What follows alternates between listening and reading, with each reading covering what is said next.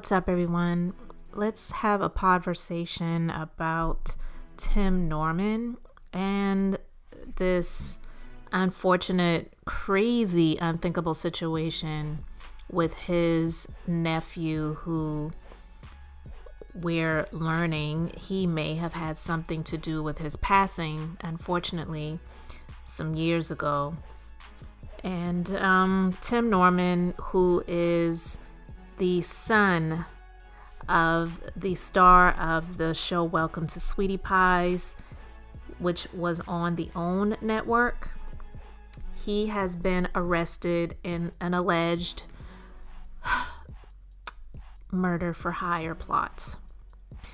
Okay, so this story is from Yahoo Entertainment. James Tim Norman, the star of the OWN reality series Welcome to Sweetie Pies, has been arrested on federal charges for his alleged involvement in a murder for hire plot that resulted in the death of his nephew.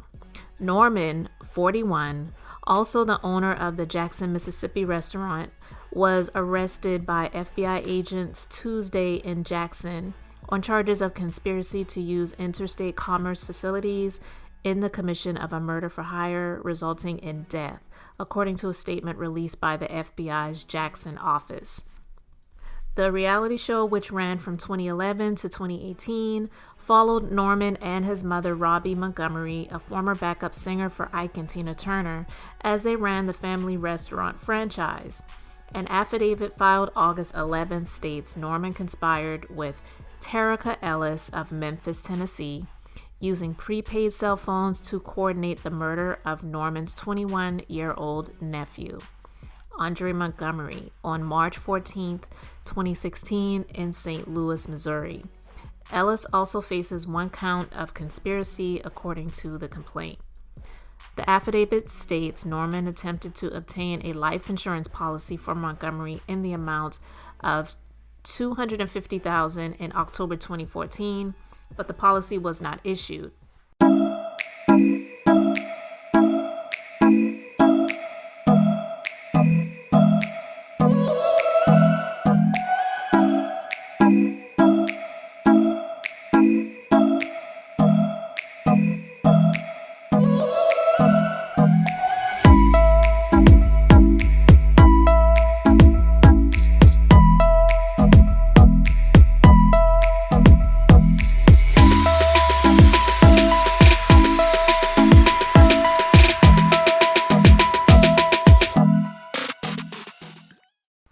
Another policy totaling $450,000 was issued by a separate insurance company 2 weeks later, and Norman was named as the sole beneficiary. On March 10, 2016, Ellis allegedly contacted Montgomery, who informed him she was on her way into St. Louis, according to communications obtained by the FBI. On March 13, 2016, the day before Montgomery's death, Norman flew from his then residence in Los Angeles to St. Louis. Two prepaid cell phones, which were later traced to both Norman and Ellis, were activated on March 14, 2016, and used throughout the day for communication between the suspects. According to the affidavit, Montgomery sent the address where he was ultimately killed to Ellis's cell phone that evening. Ellis then contacted Norman. Montgomery was shot and killed less than an hour later, and location data from Ellis's phone places her in the vicinity at the time of Montgomery's death. Ellis allegedly contacted Norman again after Montgomery's death, then began returning to Memphis. Both Ellis's and Norman's devices ceased all activity on March 15, 2016. 4 days later, Norman attempted to collect on Montgomery's insurance policy, but was subsequently denied because he could not provide several requested documents, according to the affidavit. In addition, Ellis made several cash deposits into her bank accounts in Memphis between March 15th through the 17th of 2016, totaling over $9,000. Records show that Ellis, along with her mother and daughter, traveled to Los Angeles on March 22, 2016, and were in the same location as Norman on at least one occasion before they returned to Memphis on March 28, 2016. The affidavit also states Norman wired money to Ellis 1 month later. Norman has previously had several run-ins with the law, according to his bio in the Welcome to Sweetie Pie section on the OWN website. He was arrested on armed robbery charges and served 10 years in prison. In 2018, he was charged for misdemeanor assault charges in Harris County, Texas, after allegedly punching a former employee in the face, according to several news outlets. In 2019, a Houston-based property company sued Norman for unpaid rent totaling over $254,000. He faced similar trouble in Jackson in December 2019 after the owners of the Plaza building said he owed them $100K in rent. Norman said at the time he hadn't paid due to issues with the building. Previously, the restaurant was forced to close for 8 days by the city due to operations violations. Okay, there's so much to talk about with this story. This is really sad. I actually did watch this show. I didn't start watching it the very first season, but I believe that when the second season started, I started to watch it and then I just kind of got caught up. All right. They went out in this chicken suit trying to get customers to come to the restaurant. Come to Sweetie Pies. It's right there. It's no one. There. Eat at Sweetie Pies. Come to Sweetie Pies. We open. And I was really interested in it because one, the show was about his mother, Robbie, who was a former backup singer for Ike and Tina Turner. So I just thought that was really cool. And she seemed like a really down-to-earth chick. And she is just using her God-given gifts and talents of cooking down-home soul food. And she created this restaurant. On the show, you would see her son, Tim, and they did mention that he was, someone that did serve some prison time. So he clearly had some issues in the past, and his mother is, or I should say was, his saving grace because of her talents and because of her gifts and because of her ideas to create this restaurant, which when the show began, she just had the one restaurant. And she had her son, Tim Norman, as the manager, and she taught him the business, and this gave him an opportunity, and obviously the business was making really great money. And when I started watching the show, she was trying to open up this second location, and the second location was supposed to be just a little bit more upscale in terms of the design and the interior, but it was basically a soul food restaurant with hot plates, and you can, get in the line, and they would put your food on a platter and then you would go and eat it. So it wasn't like a buffet restaurant, but I guess more of a cafeteria style restaurant, if you want to call it that. Really shocked, and so many people are shocked by this who either were familiar with the show, familiar with them, or just hearing about it in the news because so many news outlets are talking about it right now.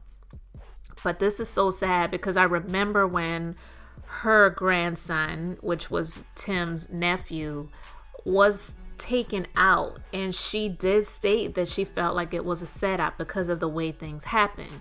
Now, the thing that they didn't mention in this news story was that there were any other suspects, because the woman, Terica Ellis, she's charged, but she was not charged with assault or murder or attempted murder or anything like that. Her charges have nothing to do with the actual killing of Andre. So I believe that it's possible that there may be some other suspects that they just haven't found yet. And so getting Terica Ellis and, of course, arresting the alleged mastermind behind everything, Tim Norman. See, the restaurant's already busy. I'm hoping you guys, the delivery service, gonna go the same way, get busy as well. Don't play with this. They will get to the bottom of who actually pulled the trigger, because I don't believe that they're saying that Tim Norman was the one that actually pulled the trigger, but it was about the plot. It was about the plans, and we all know that that is just as good as you being behind the trigger or the knife or the machete or whatever type of weapon is used in an incident like this. But this is really sad. She really loved her grandson. She loves her family. I tell you what, we are all so proud of you. You did it. I knew you could do it. I'm just glad that I got the opportunity to graduate. And Tim Norman, if this is true and he is found to be guilty of this, I believe could be something that could unfortunately really crush this woman's heart and take her out of here, because she is really up in age at this point. And something like this can really destroy somebody's heart and their life. And she had to do some things with the business when he was making moves that she did not agree with opening up all of these locations. And that was something that played out on the show as well. So she sued him because of some things that he was doing with the business. And it wasn't something that she wanted to do, but it was something that she felt like she had to do, because she was saying, like, this is my business and I cannot allow you, just because you're my son, to come in and do whatever you feel like you want to do with it. So he did open up other locations, and I believe that from the money that he made in the business, he just started creating his own flow and started opening up his own restaurants that were not under the Sweetie Pie's name and under the Sweetie Pie's franchise, and it was just his own thing. Because I do believe that unfortunately she knew her son's ways, and she did not want to get mixed up or involved in anything that could mess up her business and cause her to lose her business that she worked so hard for. So there were things regarding Tim Norman, because he did have this ex-fiance who is the mother of his son, who is named after him as well. They had some blow-ups online, and he did some live videos, I believe, on his Instagram account, where he was calling out his child's mother and, just naming a lot of things about how she's been treating him and how she's been treating his family. I would never say anything disrespectful about my son's mother, out of respect for my son, and I want him to grow up and see that. But now you put me in a position where I got to defend myself, because you got my 80-year-old mother out here on the internet going back and forth, and you keep on calling her house, screaming at her, asking her why she's speaking the truth. Well, I got to speak the truth myself, and you want to paint me out to be a deadbeat dad. Why don't you tell people how the last time I picked my son up, I had him for an hour and a half, and you started blowing me up to bring him back because he had to do his homework and take a bath. And as I get to the house, I take him out of his car seat.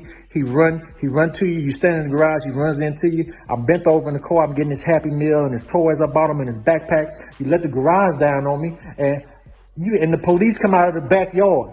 You had the police waiting on me in the backyard when I was coming to drop my baby off. You set me up. You don't do that to no black man. You don't do that to no man, especially a man that spent half his life, spent 10 and a half years in prison. There's nothing there's nothing you can do to make me ever forgive you for that. There's nothing you can do to explain or justify that. You had the police waiting for me in the backyard. You set me up when I was coming with my baby from the playground. I will never come to that house again, ever. So you're not going to handle me and tell me to bring my son's toys over there. And most of the time, all the stuff he got in the house, I got anyway. He don't even know I got him all that stuff. And as far as child support, as far as me being a deadbeat, why don't you give me my change? Talk about a court order. Why don't you tell everybody how when we was going to court, you was threatening to tell all about me and my mama business about the different things we own, and this bank account there here and this bank account there, after the IRS and already came and got us for $500,000. After the IRS already on me. Why don't you tell them how you threaten to tell the feds this and that? Tell people that. And why don't you give me my change as far as child support is concerned? Why don't you sell that 5-bedroom, 5-bath house with the waterfall in the back and the swimming pool and the big jacuzzi? Why don't you sell that, give me my change? Why don't you sell that big boy Beamer, your BMW you got, that I put you in after you didn't want the Porsche no more, after you didn't want the BMW before that, and go back and get that Chrysler Sebring you was driving when I got you. Give me my change. From all them $10,000 one-of-one bags and Versace chains and all them dresses that you didn't know nothing about, and them Louboutins. Give me my change from my furniture that you still sleeping on. Did you buy new sheets? Huh? all them TVs and everything in the house. Why don't you give me my change? Because I ain't working no more. I'm not on TV. I don't have an image to protect. I'm not getting a TV check. I don't have to answer the OWN. OWN can't call me no more. I'm like, Tim, don't say this, Tim. Be nice because, Tim, we got to protect the brand. It's good for the show. I ain't got to protect the check no more. I ain't got that no more. So I ain't got it. The people probably going to say I owe you about 400 or so. I ain't got it. Why don't you sell some of that stuff and give me my change? Why don't you do that? And as far as me being abusive, why don't you tell the people how you used to come up? Why don't you tell the people to call down to the marquee and ask Andre and Melanie how they used to put you out of the club when you come in there and try to start fights with me? How they have to call the police on you and you outside on the parking lot kicking my car? Huh? Why don't you tell them how I used to call people over to the house, call my security over there, you taking hammers to my car? I can't leave. You coming to the restaurant messing with me. Why don't you tell them how when we was in Beverly Hills with the whole family out here with all these white folks and you drunk in the lobby, they got to pull you up off of me. You taking my money out of my bags and throwing my money all over the lobby. They got to go to your mother's room and get your mother to come stop you. And I'm abusive. Why don't you tell that? Why don't you tell all that? And why don't you tell them how the reason I left you in the first place was because you decided to sleep with the help. You slept with the cameraman. Why don't you tell them that? On in Pilgrim, we had to get a whole new TV crew around season 3 because you slept with the cameraman. Shout out to Jose. I ain't got no ill feelings towards you, bro. She needed some attention. You gave her that. But you was with the boss, but you slept with the help. So that's why I left in the first place. And I didn't turn back. And every time we didn't want to film with you, you threatened to take my son. You would let my son film. That's the only reason you was still on the show. And my mama forgave you. My mama forgave you because she loved that baby. So I stayed quiet, and they let you film, because I was trying to be a good dude. Even though my mama forgave you, Monique and everybody else forgave you. I ain't never forgive you. Why don't you tell them how my son was never even on the last last season of the show at all. Money could have went towards his college fund. They want to bring him to LA. He can't come unless you come. He can't come to Houston unless you come. We got a family trip down to Orlando. You come on down to Orlando. You wouldn't let my son film with me. Why don't you tell them that? Monique can't bring him to see me. My mama can't bring him to see me. Charles can't bring him to see me. I begged you for years to see my son. I begged you. I've been patient all this time, hoping you get over it. I was happy you had a new guy. I pray you stop thinking about my ass. But you got a new guy and you still calling me, crying, snotty nose. The night before your wedding, you called me crying, snotty nose. I told you out there and marry that dude. He's a good guy. I ain't never heard nothing bad about that man, so I ain't said a word about him being around my son. Ain't not one person told me nothing bad about that dude. He's supposed to be a good dude. So I've been quiet, trying to give you your time. But now you want to take him from my mama? And my family can't see him either? You want to put me out to the world to be a bad guy? And people ask why Monique ain't dealing. Where's Monique? How come Monique don't stop Monique don't fuck with you no more. You want to run around town act like you a business person? Why don't you tell everybody I started that business? I put up all the money, got the paperwork done. That business is for Monique. And you took half the money. You took half the money from Monique and you had Monique doing all the work. And then you took the money and went to open the gym for your guy. Well, this is cool. No problem with that. You know what I'm saying? Monique just separated herself. You know what I'm saying? We separated and got Monique a whole new business. She good. Why don't you tell the people how every time Monique had a new guy, somebody she was talking to, you creep behind her back and deal with the new guy she talking to. That's why Monique don't deal with you. Why don't you run tell all that? Huh? You don't want to tell all that, do you? You want to do the first thing a lot of women do nowadays when they upset. They want to say a guy's abusive.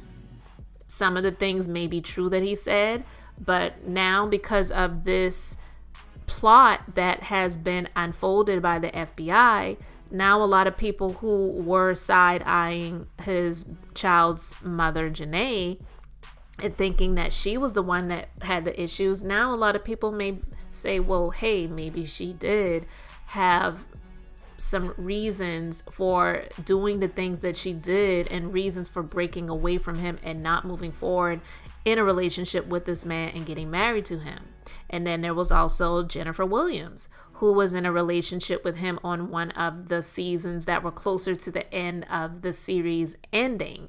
And she had some legal situations with him, and she did file for a restraining order against him because she claimed that he was making threats against her.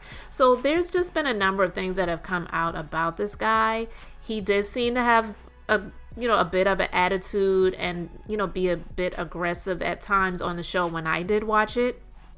And I didn't like how he went against his mother's wishes with the business. And that was something that turned me off against him many years ago when I was watching the show. I didn't follow them on social media, so I didn't really stay up to date with everything that was going on with them since the show ended. One of the things I've learned just from being in business is that it is very hard. And it is a lot involved, especially when you have a business that has employees. So it's not cheap. It takes a lot to keep things going. And with this situation with him allegedly getting a life insurance policy on his nephew, it's not uncommon for someone in a family to get a life insurance policy on someone that is in their family that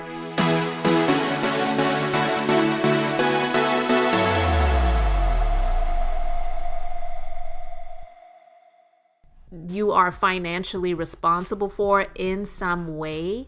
And if God forbid this person may be someone that gets caught out there and tragically loses their life earlier than expected, and you may have some significant financial losses, not just for the death and the burial and for bills that they may have, remaining after they are leaving here, but also the financial loss that you may incur from the time off that you may have to take from your business and having to continue to pay the bills in the business, and then time off for grieving and similar things like that. So I will say that it's not uncommon for someone to get a life insurance policy on someone that is in your family when you're considering all things involved like that.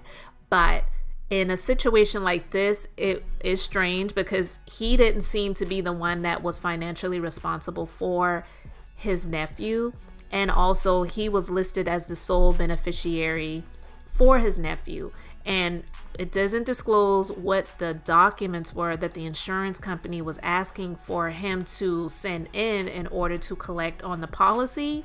But I don't think that the things that they were asking for would have been things that would be uncommon for an insurance company to ask for. So it sounds like he wasn't able to obtain those things because, one, he, like I was just saying, it didn't sound like he was the one that was the person that was really taking care of his nephew. So for him to have to get those documents from whoever was the one that was involved, it would probably drum up some questions. Well, why do you need that? What are you asking for that for? Why would you need that? Why would you need their death certificate? Why would you need whatever, other things they were asking for, the insurance company was asking for? So it's very, very suspect that he did this, and the fact that he was opening up all of these different locations. He opened up a location in Los Angeles, and then they opened up another location in Compton, and they opened up a location in Houston, Texas. And from the story that I read, he had a location in Jackson, Mississippi. I mean, it just sounds like he got way over his head, and instead of scaling back to cut some losses so that you can just sustain and then hopefully move forward in the future, he allowed the criminal mind that he has, obviously, for many years, because he served 10 years in prison, he allowed that element to get involved to, possibly, hey, my nephew, he doesn't really run with a good crowd of people, and we don't really stay too far away from some bad areas. Maybe if something just so happens to, happen to my nephew, but I have this insurance policy out there, then I can collect on that, and then I can interject that cash into the business. It's crazy. I am still shocked by this story. Again, it's all still alleged, but it sounds like the FBI, they really were doing their homework and their research on the situation, because they definitely had a lot of information before they made the move to arrest. And it sounds like there's definitely more to come and more that will be revealed. We'll just keep our ears and eyes open and wait and see. But this is so sad. I feel so sorry for Robbie right now, because I know that she is just crushed, and this is just like an unbelievable situation. Or hey, who knows? I mean, she knows her son better than we do, so I'm not saying that she wouldn't be shocked that he could possibly be involved in something like this, but we'll just wait and see. She has not made any statements yet. There's not been any statements made by any of the family members or anyone that's close to them as of yet, but I would love to know what you guys think about this situation. It is insane.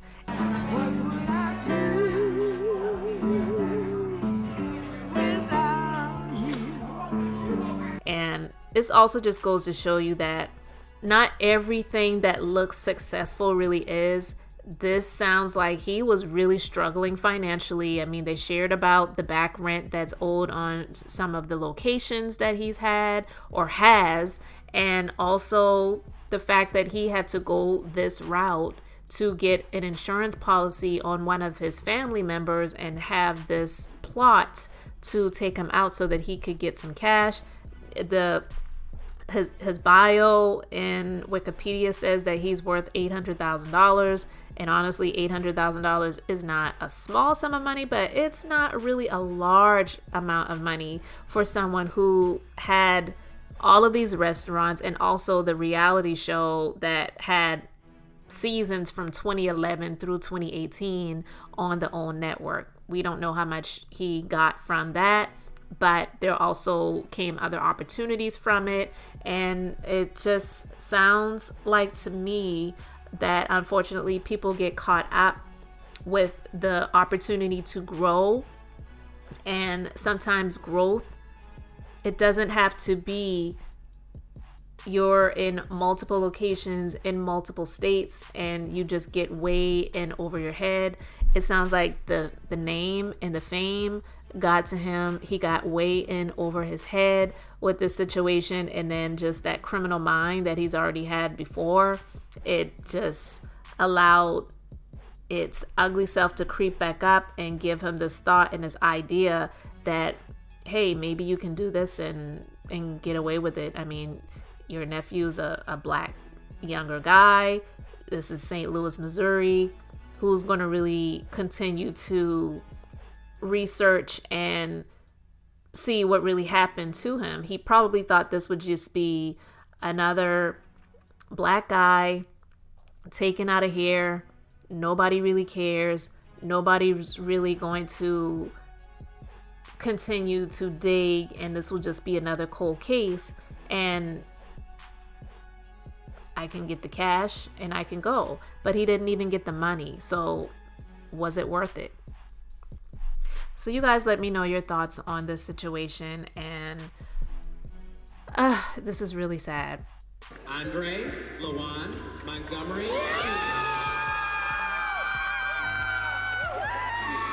So thank you so much for listening to this Podversation. And you can support the channel by clicking the links in the description box. And I am the Minister of Beauty.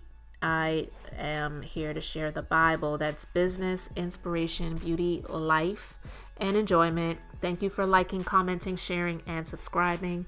And until the next episode, have an amazingly blessed and beautiful day.